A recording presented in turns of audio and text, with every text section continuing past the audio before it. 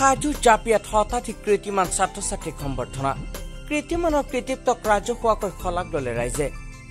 পশ্চিম জাপিয়া মুছলিম আৰু খিদালবৰী গাঁও উন্নয়ন সমিতি আৰু পশ্চিম জাপিয়া গাঁও উন্নয়ন সমিতিয়ে সম্বৰ্ধনা জনালে শতাধিক ছাত্ৰ ছাত্ৰীক মেট্ৰিক আৰু উচ্চতৰ মাধ্যমিকৰ কৃতিত্বৰে উত্তীৰ্ণ হোৱা ছাত্ৰ ছাত্ৰীক জনালে সম্বৰ্ধনা ৰামেশ্বৰ ঠাকুৰীয়াৰ সভাপতিত্বত অনুষ্ঠিত হয় সম্বৰ্ধনা সভা বিশিষ্ট শিক্ষাবিদ অতুল কলিতা ৰহিম আলীয়ে মুখ্য অতিথি হিচাপে উপস্থিত থাকে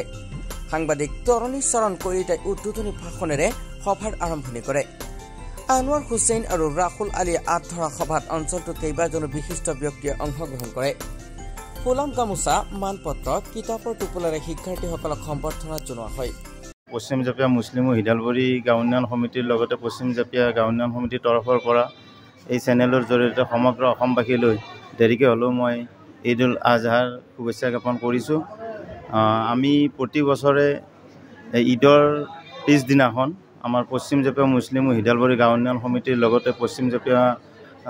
মুছলিম গাঁও উন্নয়ন সমিতিয়ে আমাৰ ইয়াৰ অন্তৰ্গত যিমানখিনি কৃতি ছাত্ৰ ছাত্ৰী আছে উচ্চতৰ মাধ্যমিক আৰু হাইস্কুল শিক্ষান্ত পৰীক্ষাৰ আটাইখিনিকে আমি উৎসাহ যোগোৱাৰ কাৰণে বিগত বছৰৰ দৰে এইবেলিও আমি তেওঁলোকক শুভেচ্ছা জ্ঞাপন কৰাৰ কাৰণে প্ৰয়াস কৰিছোঁ আৰু সেই শুভেচ্ছা জ্ঞাপন কৰাৰ উদ্দেশ্যেৰে আজি কৃতি ছাত্ৰ ছাত্ৰী সম্বৰ্ধনাৰ এটি অনুষ্ঠান আয়োজন কৰিছিলোঁ যথেষ্ট প্ৰত্যাহ্বানমূলক উচ্চ শিক্ষানুষ্ঠান কম বা আৰ্থিকভাৱে অসম্ভৱতাৰ ভিতৰত যিসকল উজ্জ্বলি উঠিছে এই ক্ষেত্ৰত মই আমাৰ সঁচাকৈ অসমৰ ভিতৰতে তথা হাজোৰ ভিতৰতে এটা অতিকৈ পিছপৰা তথা অৰ্থাৎ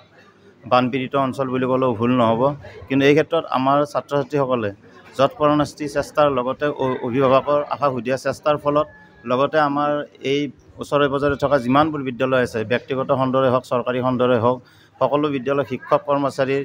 যৎপৰোনাস্তি চেষ্টাত তেওঁলোকে এই ফলাফল আনিবলৈ সক্ষম হৈছে যি ফলাফলে পৰিয়ালৰ লগতে আমাৰ অঞ্চলৰ লগতে আমাৰ শিক্ষানুষ্ঠানসমূহৰ মান মৰ্যাদা উন্নতিকৰণ কৰিছে আশা কৰিছোঁ এওঁলোকক আদৰ্শ হিচাপে লৈ পিছৰ জেনেৰেশ্যনে আৰু ইয়াতকৈ ভাল উন্নত ফলাফল কৰিব বুলি আমি আশা ৰাখিছোঁ হাজোৰ পৰা প্ৰাঞ্জল কলিতাৰ ৰিপৰ্ট DA365